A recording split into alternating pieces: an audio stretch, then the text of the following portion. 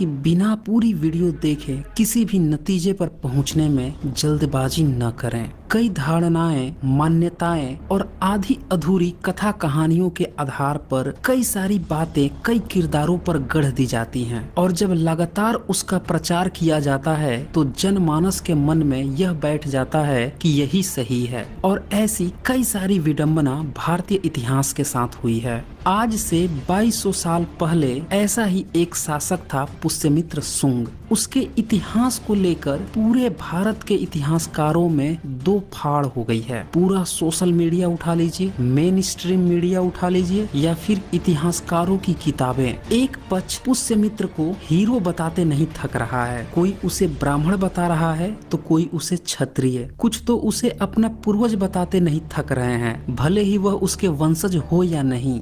डींग हाँकने वाले तो उसे वैदिक संस्कृति का रखवाला और हिंदू धर्म का स्थापना करने वाला भी प्रचारित कर रहे हैं। वहीं दूसरा एक खेमा भी है जो पुष्यमित्र शुंग को विलेन के रूप में देखता है। शुंग के पक्षकारों ने पुष्यमित्र शुंग के बारे में जितने भ्रमजाल फैला रखे हैं, उन्हीं भ्रमजालों का शिकार होकर यह दूसरा पक्ष उसे ब्राह्मण बोलता है, फिर बौद्ध धर्म का विनाशक समझता है, उसे मनुस्मृति जैसी घटिया बुक के रचनाकार करने वाला राजा समझता है। यहाँ तक कि उसके दरबार में काल्पनिक रामायण, काल्पनिक वाल्मीकि और पतंजलि को भी फिट कर देता है। लेकिन सच क्या है, असली इतिहास क्या है, इससे ये दोनों पक्ष ही बिल्कुल भी अनजान है। आखिर ये करे भी क्या? इन्हें जो परोसा गया उसी को इनने इतिहास समझ लिया। लेकिन आज मैं आपको तमाम पुरातात्विक प्रमाणों, इंस्क्रिप्शन, तथ्यों और सबूतों के साथ दिखाऊंगा कि पुष्यमित्र शुंग का असली इतिहास क्या है। सबसे पहले जो सवाल बनता है पुष्यमित्र शुंग को लेकर वह यह है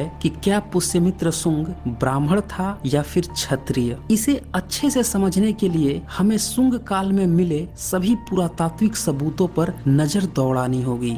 हमें ये भी चेक करना होगा कि पुष्यमित्र शुंग के काल में जितने भी इंस्क्रिप्शन मिले जो उसने खुद लिखवाए थे, क्या उस पे उसने कहीं भी खुद को ब्राह्मण या क्षत्रिय लिखवाया है।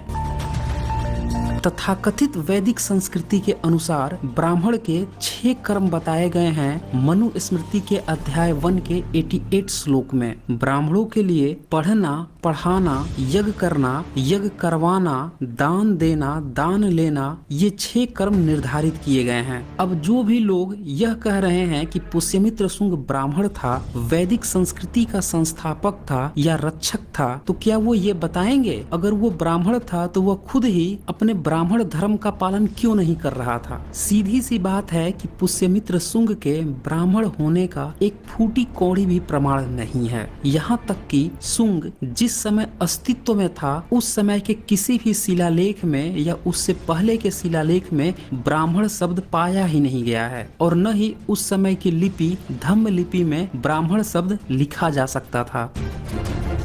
अब पूरा मामला आ जाता है कि अगर शुंग ब्राह्मण नहीं था तो फिर क्षत्रिय होगा। लेकिन यहाँ भी आपको निराशा हाथ लगेगी, क्योंकि जिस तरह से मुस्लिम अल्लाह की बजाय Jesus who Akbar, Moses who Akbar या राम या कृष्ण हो अकबर नहीं कहते, उसी तरह से आप किसी भी राजा को क्षत्रिय नहीं कह सकते हैं। अगर ऐसा हुआ तो पूरे दुनिया के जितने भी राजा होंगे वो क्षत्रिय हो जाएंगे। क्षत्रिय का मतलब होता है जो ब्राह्मण का गुलाम सेवक हो, जैसा कि मनुस्मृति में डिफाइंड है। लेकिन शुंग के आज तक जितने भी प्रमाण मिले हैं उसमें कहीं भी वह ब्राह्मण धर्म का अनुयायी न होकर उल्टे सम्यक मार्ग का सेवक प्रतीत होता है। अगर वह ब्राह्मण धर्म का क्षत्रिय होता तो उसके प्रमाण स्वरूप उसे मंदिर बनवाने चाहिए थे, उसे ब्राह्मणों के लिए गुरुकुल बनवाने चाहिए थे, ब्राह्मणों के लिए विश्वविद्यालय बनवाने चाहिए थे, यज्ञ हवन कुंड के प्रमाण मिलने चाहिए थे। लेकिन ऐसा कुछ भी नहीं मिला। उल्टे जो कुछ भी मिला वो सारे के सारे सबूत उसके सम्यक मार्ग से जुड़े होने के प्रमाण के करीब हैं।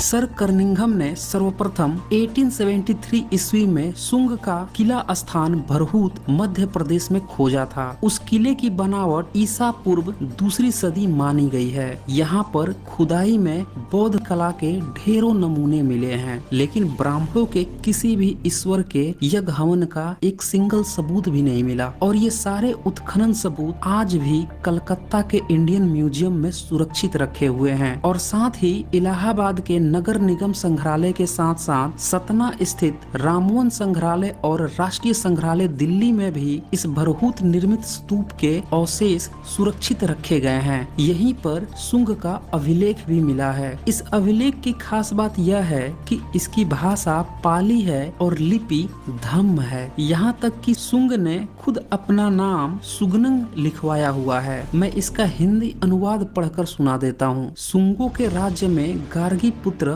तथा राजा विश्वदेव के पौत्र गौप्ती पुत्र तथा अंगारघूत का पुत्र तथा वात्स्य वंश का पुत्र धनभूति के द्वारा यह तोरण द्वार निर्मित किया गया। उससे आध्यात्मिक पुण्य की उपलब्धि हुई। यानी शुंग खुद लिखवा के गया है कि उसे बौद्ध स्तूप की मरम्मत करवाई है, तोरण द्वार बनवाया है। इसके अलावा शुंग शासक का चित्र भी मिला है जिसमें पत्थर पर हाथी बना हुआ है और धम्म लिपि में नाग जातक लिखा हुआ है और उसके दूसरी तरफ हाथी पर शुंग शासक बैठा हुआ है और उसके दोनों तरफ उसके अमात्य भी हाथी पर बैठे हुए हैं। भरहूत में शुंग कालीन मुद्राएं भी मिली हैं जिसमें एक मुद्रा पर म लिखा हुआ है और साथ ही एक दूसरी मुद्रा है जिस पर इदमितस लिखा हुआ है, जिसको आजकल इंद्रमित्र कहा जाता है। अब इसी से आप समझ लीजिए कि उस समय त्र शब्द भी नहीं था, तो सोचिए वो क्षत्रिय कैसे हो जाता। वह अपना नाम तक इदमितस यानी कि पाली में लिखवा रहा है। कितनी कमाल की बात है। उसने संस्कृत में भी अपना नाम नहीं लिखवाया, उसने अपना शिलालेख भी पाली में ही लिखवाए। दान भी स्तूप बनवाने के लिए कर रहा है, उनकी ही मरम्मत करवा रहा है, सारा काम सम्यक मार्ग के लिए कर रहा है। एक भी सिंगल सबूत नहीं छोड़ता है कि यह कहा जाए कि हाँ वो ब्राह्मणों के लिए कुछ कार्य किया हो। तो फिर